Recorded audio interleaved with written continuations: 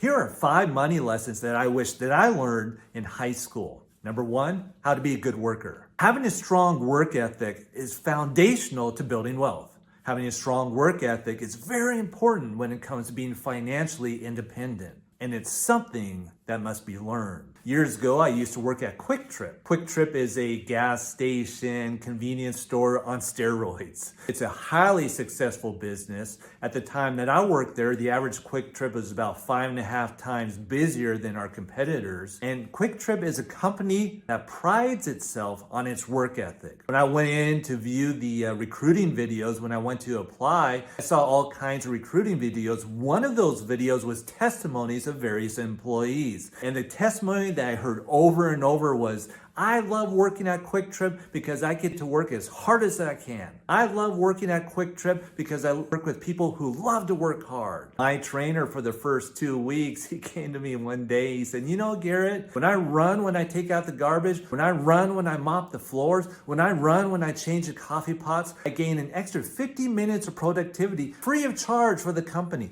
Isn't that great? I saw an interview of the CEO and founder of the company, and he was asked by the interviewee, how do you teach your employees to work so hard? His response was, we don't teach them to work hard. We hire people who already know how to work hard. Having a strong work ethic is something that must be learned. And what are the principles of having a strong work ethic or being a strong worker? Well, number 1 is show up on time all the time. An adage that I heard years ago was 10 minutes early is on time. Another principle of being a good worker is to be able to work when your supervisor isn't watching you. We need to work just as hard when the supervisor isn't watching us as opposed to when he is watching us or when she is watching us. We need to work just as hard outside of the camera as we do in front of the camera. Proverbs chapter 6 verse 6 says, go to the ant, thou sluggard, consider her ways and be wise, which having no guide, overseer, or ruler provideth her meat in the summer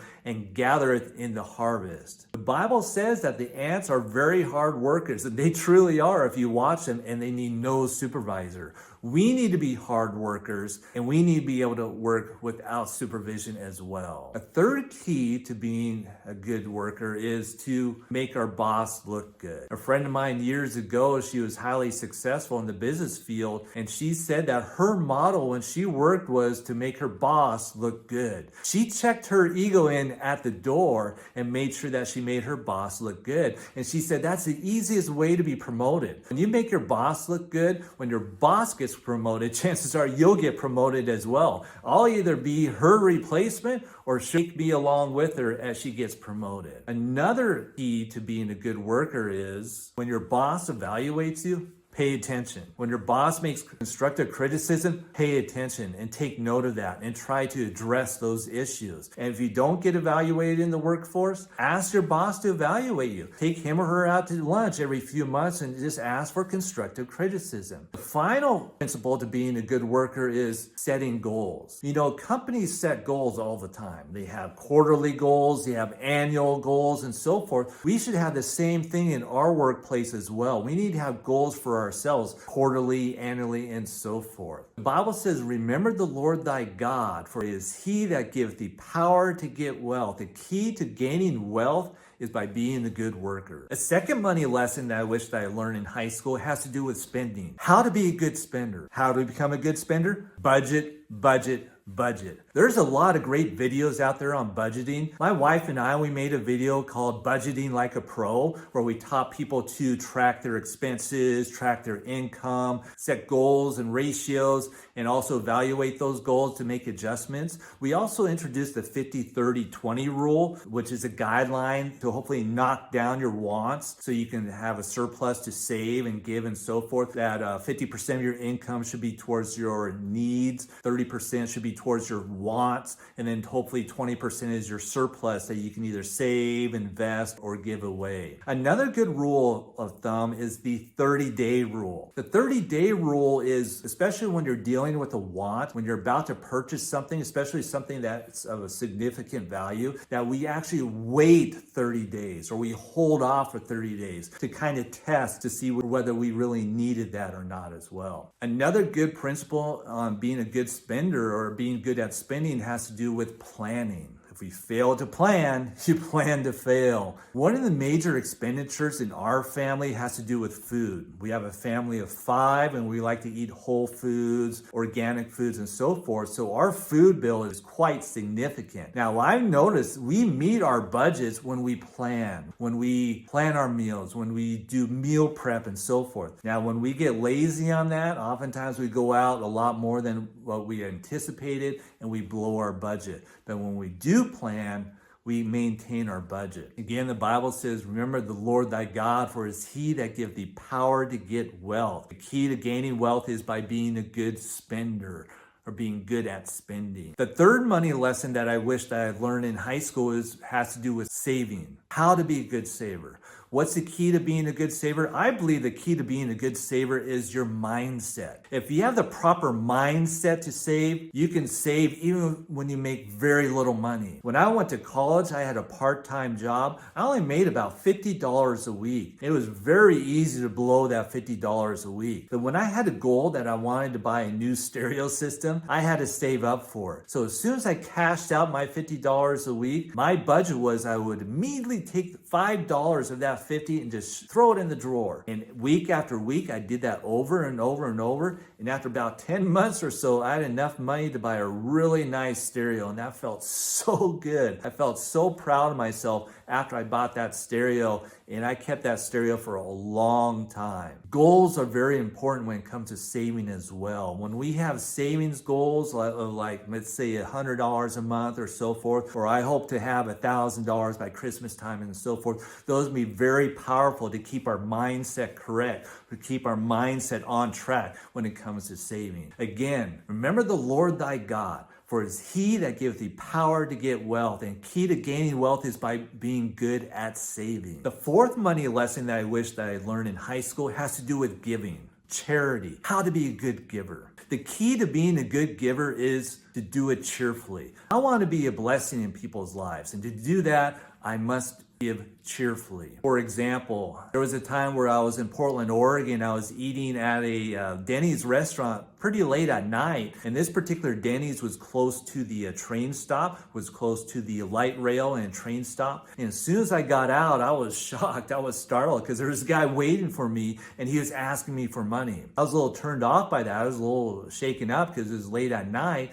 but he gave me the sob story that he had lived in one of the suburbs of Portland, but he was stuck in downtown Portland. He had no money and he needed $5 for a train ticket to go home. I was a little suspicious of that, but I told the guy, I said, I'm not going to give you $5, but I'll go ahead and buy that train ticket for you. So he said, okay. So the two of us walked over to the kiosk at the train stop, and I put in my $5 bill or whatever and bought him a ticket. Now, I should have validated that ticket, because as soon as you validate the ticket, you have to use it within 2 hours. Otherwise, you could just turn around and sell it or whatever. But I didn't validate it for him, but I figured this guy might be trustworthy, so I just went ahead and gave it to him, and he was so happy. He thanked me profusely and so forth. And he sat down right there on the bench waiting for the next train. I saw the next train was coming about 4 or 5 minutes or so. So I walked away back to the Denny's. As soon as I got back to the Denny's, sure enough, the train came. The doors opened, the people poured out, and the people poured into the train. He remained sitting on the bench. And I was a little puzzled by that. And the train took off, and he was still sitting on the bench. Then he got up and he walked away. He started walking down the street. I got mad. I yelled at him. I said, hey, how come you're not on the train? I thought you told me you needed to be on the train. Well, he pretended like he didn't hear me, and he walked faster. Well, he was about 70 yards away. I'm yelling at him, saying, what's going on here? I felt I was getting ripped off. So I started walking towards him. When he saw that I was walking towards him, he started walking even faster. And I was almost at the point of running. He was almost to the point of running. Then he whipped out a key, and he walked up to a really nice truck, got in that truck, and drove off. I was like, what in the world just happened? I just got ripped off somehow. Needless to say, I was not a cheerful giver on that night. The key to being a cheerful giver, I believe there's 2 components. Number 1, we have to give within our means. Number 2, we have to be satisfied that what we're giving is actually doing some good. Now, when it comes to giving, I try to plan a budget for it. That way I don't give over my means and I feel bad about that. So I typically set up a budget, and as soon as I get paid, I take the money or take cash and place it in an envelope. And that way I have money that I can give away to charity or to give to people who are in need. Oftentimes I prayerfully consider this. I ask God to guide me to people who need help and so forth. Another key component to being a cheerful giver is, like I mentioned before, is to know that what we're giving is going to a good cause. And this requires some intimacy, I believe. I've noticed a lot of times when I just kind of blindly give to someone who's panhandling on the street and I have no idea who they are, I kind of question myself on whether that person is legitimate or not, or whether that money is going to do any good or not. Maybe they're going to buy a beer or whatever with it and make the situation even worse. But a friend of mine told me when it comes to giving to the poor, knowing their name makes it much more meaningful. Knowing their face, having a face associated with poverty makes it much more meaningful as well. So I try to be a little more intimate when I give to someone. The righteous considereth the cause of the poor, but the wicked regardeth it not. Sometimes it seems to be very good if we actually know the cause of why someone is poor. For example, years ago I lived in Pasadena, California, and there was a particular off-ramp that I took when I took the freeway, and when I came home, I always took this off-ramp, and oftentimes, almost every day, I saw this particular woman panhandling off the ramp on the freeway. And it was unusual to me because she didn't look down and out. And I was puzzled for quite some time, and then I figured, well, I'm just going to talk to her. So one day I pulled over off the side of the road. I walked up to her, placed a $5 bill in her bucket, got her attention. I said, you know, ma'am, I've been noticing you're here all the time. You don't look like the typical person who's panhandling. If you don't mind telling me, what's your story? Well, she smiled and she put down her bucket. We walked over in the shade and she explained it to me. And it made a lot of sense to me. And so from time to time, I would give to her off the freeway. And then time to time, I would walk up to her and talk to her, see how she's doing and so forth, and try to minister whatever I could. And to me, I felt good about my giving. I knew the cause of her poverty, and I tried to do what I could to get her out of it. The Bible says again, remember the Lord thy God, for it is he that giveth thee power to get wealth. And the key to getting wealth is by being a good giver. The Bible says that he who giveth to the poor lendeth unto the Lord. So when we give to the poor, we're lending unto the Lord, and we understand that God is the one who gives us power to get wealth. Giving is something that's very powerful. And you know, in my personal finance class in high school, we never talked about charity. We never talked about giving, but it's very powerful. It's certainly a lesson that I wish that I had learned a long time ago. Fifth money lesson I wish that I learned in high school has to do with investing. Investing is hugely important when it comes to building wealth. And we never learned anything about the stock market when I was in high school, the bond market, or any other ways to invest, but it's extremely important. Now, I just want to make a disclaimer. I'm not a certified financial planner. I don't feel comfortable with telling people what to do with their money and so forth. What I try to do is try to pass on my experiences and some of my knowledge to maybe be for entertainment purposes, food for thought as you do your own research. But having said that, when it comes to investing, compound interest is a huge fundamental when it comes to investing. What is compound interest? Compound interest is when you invest in something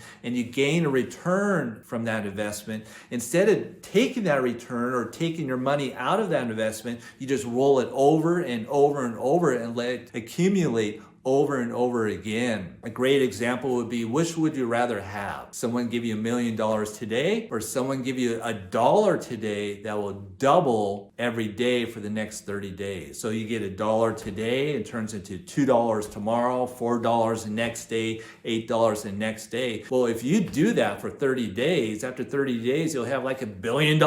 So the question is, which would you rather have? $1 million today or $1 billion 30 days from now? Most people would take the $1 billion 30 days from now. So compound interest is a huge is very powerful. I heard that Albert Einstein even talked about compound interest. He said, those who understand it, use it. Those who don't understand it, pay for it. Pretty wise counsel there. Again, remember the Lord thy God, for it is he that giveth thee power to get wealth. And a great way for us to invest is to invest with compound interest in mind. So those are the 5 lessons that I wish that I learned in high school. How to work, how to be a good worker, how to spend, how to save, how to give, and how to invest. Hopefully that was helpful to you or entertaining to you or interesting to you. And hopefully I'll see you again. Thank you and God bless.